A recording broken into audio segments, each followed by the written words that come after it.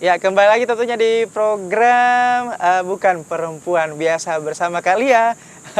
Ya, kita kembali ke Kak Lia lagi.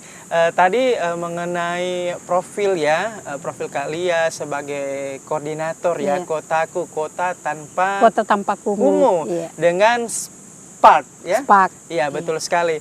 Ini bagaimana sih bisa dijalankan keduanya, terlebih lagi dengan aktivitas-aktivitas yang lain itu bagaimana bisa diseimbangkan Kak Lia? Iya. Jadi dalam kapasitas saya sebagai koordinator kota itu tugas utamanya sebagai pengendali tim. Jadi pengendali tim di 7 kabupaten itu ada namanya asisten kota mandiri di level kota, di mana saya juga berada itu didampingi oleh asisten kota. Sehingga fungsi saya adalah memang pengendali. Nah, di zaman sekarang yang ada WA, ada apa dengan komunikasi lancar, pengendali lewat WA, lewat telepon itu semua bisa saya kendalikan. Hal-hal lain yang kemudian harus saya turun di lapangan, saya mengatur sedemikian rupa waktunya karena sisa-sisa dari waktu saya juga harus saya mengatur bagaimana bisa menjalankan saya sebagai agen Spark, dan saya juga menjadi direktur utama sebenarnya yayasan yang bergerak di penguatan perempuan. Jadi saya mengatur sedemikian rupa bagaimana pengendalian saya di level koordinator kota di program Kotaku. Lalu waktu-waktu yang lain saya bagi di bagaimana menjalankan tugas-tugas sebagai relawan agen Spark dan menjalankan kelembagaan yang notabene banyak kegiatan-kegiatan dalam kerangka membangun kapasitas perempuan. Ya, ini luar biasa sekali nih Kak Lia. Dengan apa sih lembaga ataupun wadah yang Kak Lia jalankan seperti itu, ini tentunya sangat berdampak positif ya terhadap banyak orang, terutama masyarakat luas ya, masyarakat awam seperti itu, pinggiran dan sebagainya. Ini bagaimana sih sebetulnya detail dari program terutama Kotaku ya, ini Kota Tanpa Kumuh ini bagaimana sih sebetulnya detail dari Kotaku itu sendiri, mungkin bisa dijelaskan ke pemirsa. Oh iya. Jadi program Kotaku itu kan program nasional, program nasional Pak Presiden tahun ini. Nah, kalau program Kotaku itu lebih fokus menyelesaikan seluruh persoalan-persoalan kumuh di 7 indikator.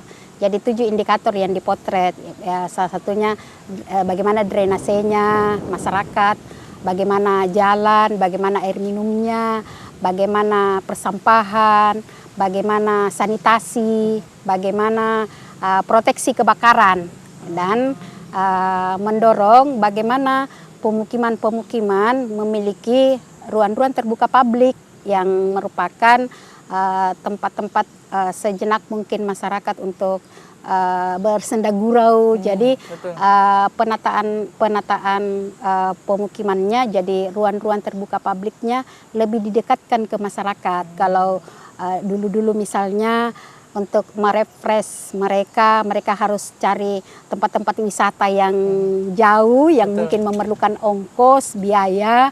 Kali ini oleh Kotaku mungkin dengan menata pemukiman-pemukiman di sekitarnya untuk butuh refreshing yang sejenak, mungkin tidak perlu jauh-jauh, tapi di dekat pemukimannya ada disiapkan ruang-ruang terbuka publik yang bisa dikunjungi warga, yang bisa menjadi tempat bermain anak-anak.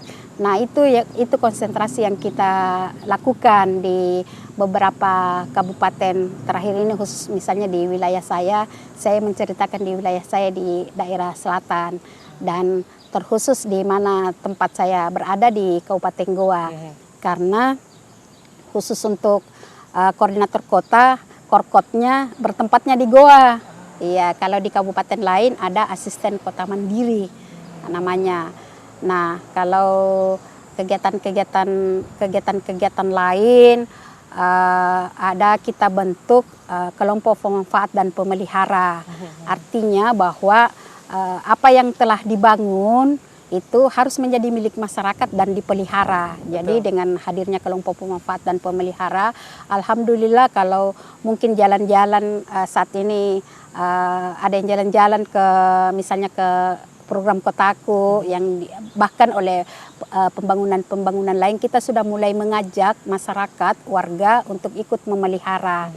Nah, sama dengan kan bagian dari Kotaku itu adalah bagaimana pemukiman itu bersih dan sehat. Betul. Nah, sehingga PR terbesarnya kita adalah mengajak warga untuk sadar akan kebersihan. Nah, sehingga melalui itu alhamdulillah misalnya di Kabupaten Goa oleh pemerintah Kabupaten Goa dengan gerakan kita ingin mendorong Goa Kota Bersih, akhirnya dicanangkanlah oleh Bapak Bupati Ayo Goa Bersih. Ayo Goa Bersihnya itu bisa Sabtu bersih atau Minggu bersih. Yang jelas bahwa setiap minggunya kita akan mengajak warga untuk peduli. Dan tidak sampai di situ, sampai anak-anak kita bikin kemarin komunitas forum, kita namanya komunitas forum anak Carakdek. Jadi komunitas forum anak Carakdek itu kita berharap bahwa mereka sadar secara dini, baik sadar tidak membuang sampah sembarangan maupun sadar dengan berperilaku jujur. Iya, kita akan lanjutkan siap. Ini tambah menarik pembahasannya ya kali ya ini mengenai edukasi, mengenai pokoknya banyak hal yang positif yang ada di dalamnya. Kalau begitu kita akan lanjutkan pemirsa setia Net TV Sosial dimanapun Anda berada. Jangan kemana, tetaplah bersama kami di program Bukan Perempuan Biasa.